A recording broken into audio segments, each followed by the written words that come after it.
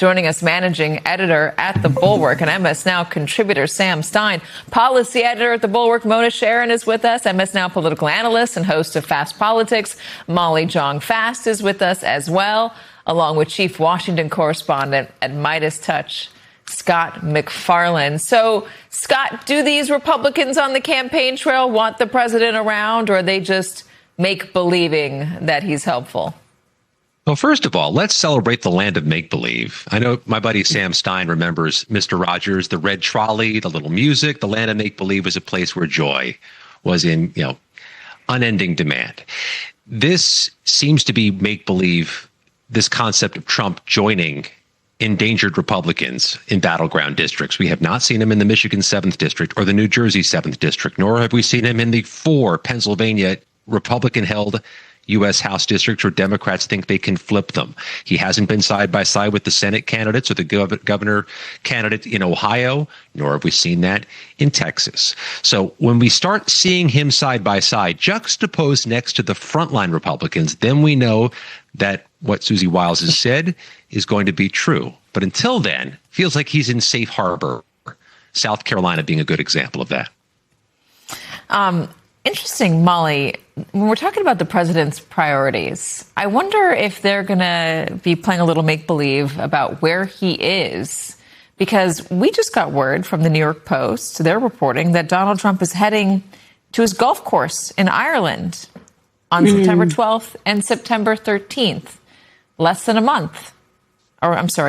2 months before the midterms. Well, so here's the problem. You need Trump to turn out the very low propensity voters, right? The ones and twos, the people who turn out just for him. But there's been a split in MAGA. And if you're not honest about that, I think even Susie Wiles has seen those polls that show that MAGA has split apart. And, you look no further than Tucker Carlson to see that there are deep divides in MAGA that did not exist 2 years ago.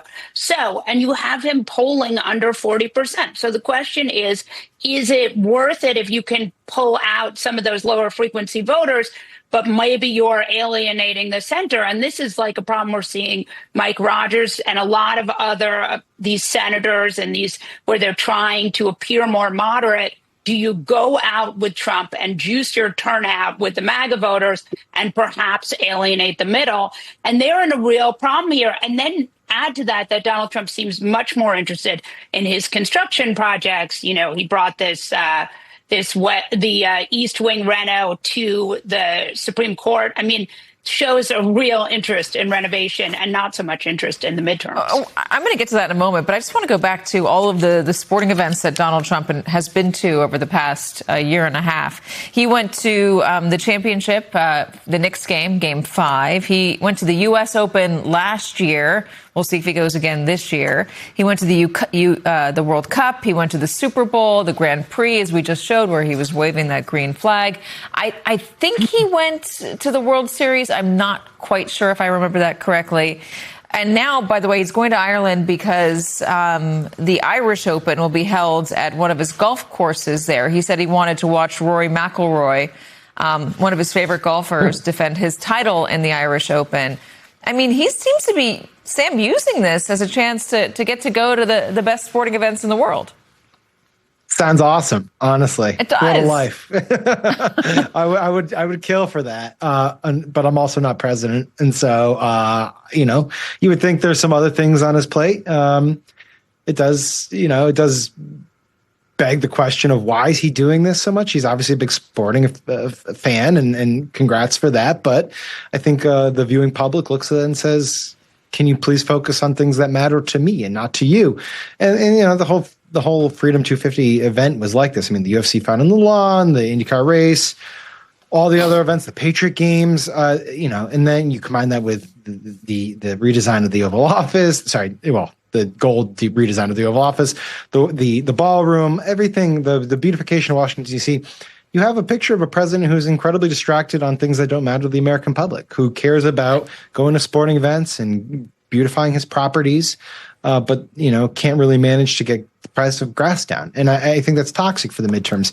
And I think Molly nailed it on the head. Yes, on the one hand, the real problem for Republicans is the macroeconomics, the macro picture around the midterms, things that are really unlikely to change between now and November. And the one way to fix it would be, in theory, to get those low propensity Trump aficionados out. But is he too toxic? Is the stuff that we're talking about, the sporting events, the Washington beautification stuff, is that just too toxic now to deploy him on the trail in a way that is strategically viable for Republicans? That's the quandary right now. And I don't really see a very smart way through it.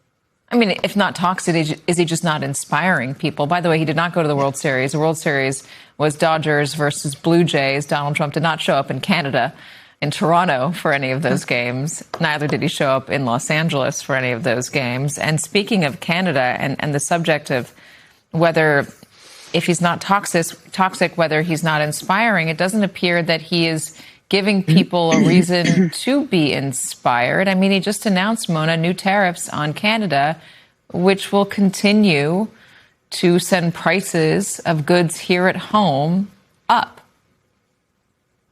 Just so. Look, let's just play an imaginary game and imagine that his popularity right now, we're at 50 or 52% or something like that, right?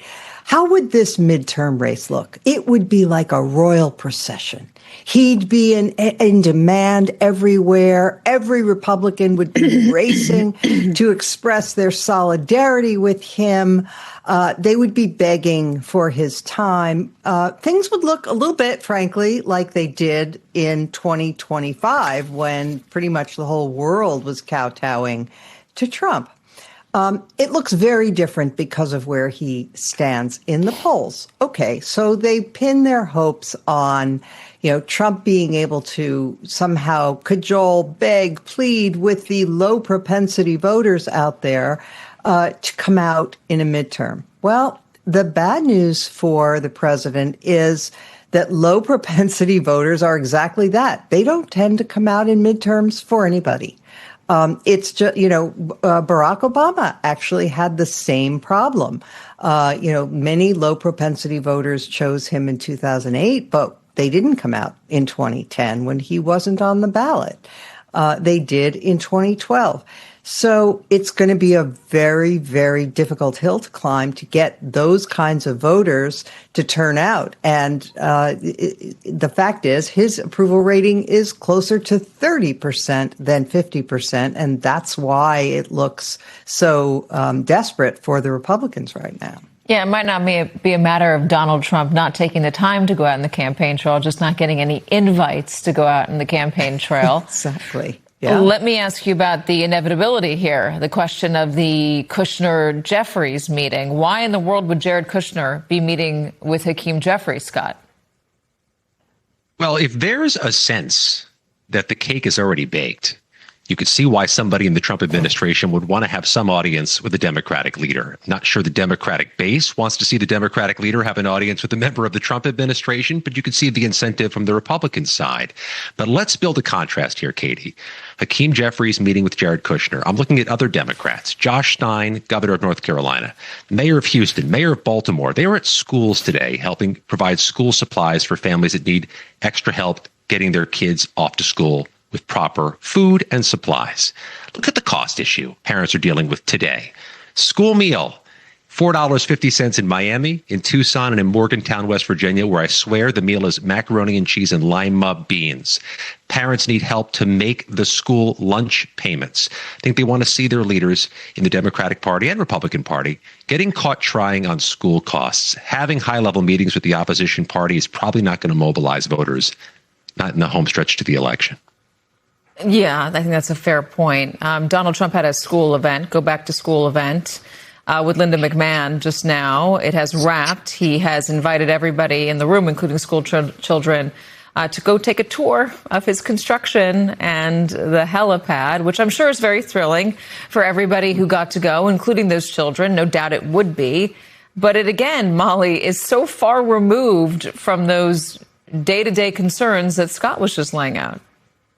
Yeah. And, you don't even have to look so far to see that even in 2018, when Donald Trump was more popular than he is now, he still got a shellacking in the midterms. So there is recent precedent, and his numbers were much better in 2018.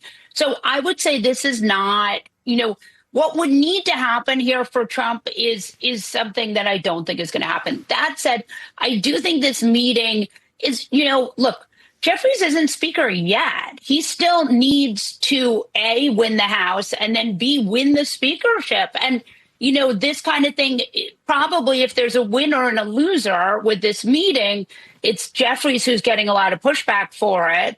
And then other Democrats who are probably going to need to say, like, this guy's not elected. I mean, it's not like he's meeting with the Speaker of the House. He's meeting with Donald Trump's son-in-law, who Donald Trump has given a position to, but who has not been elected to anything. So you do have to sort of wonder, like, what the thinking there was. And I still, I think that may ultimately be more problematic for Jeffries than for anyone else.